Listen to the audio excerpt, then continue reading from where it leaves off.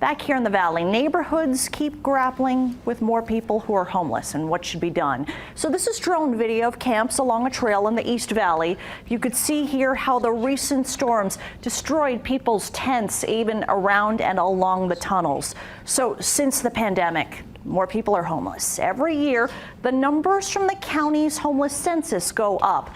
16,000 people will be homeless at some point in the Valley this year. Fox 5 has told you about the camps along the Flamingo Arroyo Trail in the East Valley and the bridges as well, and what's being done to clean it up. A group of neighbors, however, say they have had it. They keep coming back. Some commit crimes and destroy their property. This is the 5th time they've broken into the mailboxes. They just broke that gate and they go through the fence back and forth. All they do is torment this neighborhood, and it has to stop. Neighbor William Hammond is among many others who say that camps that keep coming back to this part of the Flamingo Arroyo Trail have to be stopped for good.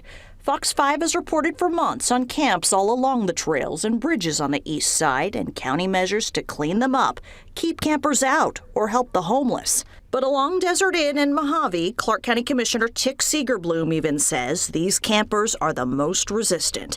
Neighbors say some of them cause crime. Others leave trash and drug paraphernalia everywhere. They're ransacking the neighborhoods with children and elderly and just families. We can't live like this. I understand people's frustration. We have to figure out a way to go into there with police and other resources. The population there is probably the strongest to resistance. They come out of the strip, intensely started working on the past year.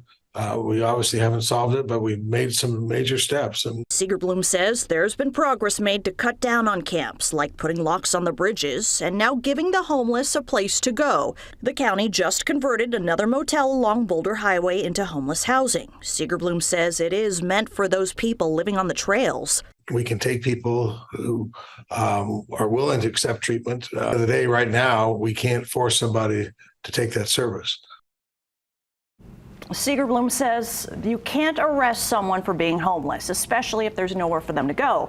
But he's working with county attorneys on what can be enforced. If people are camping on a public right-of-way, they're offered a bed, but they still won't leave. That may mean, as a last resort, taking people who are breaking the law to jail.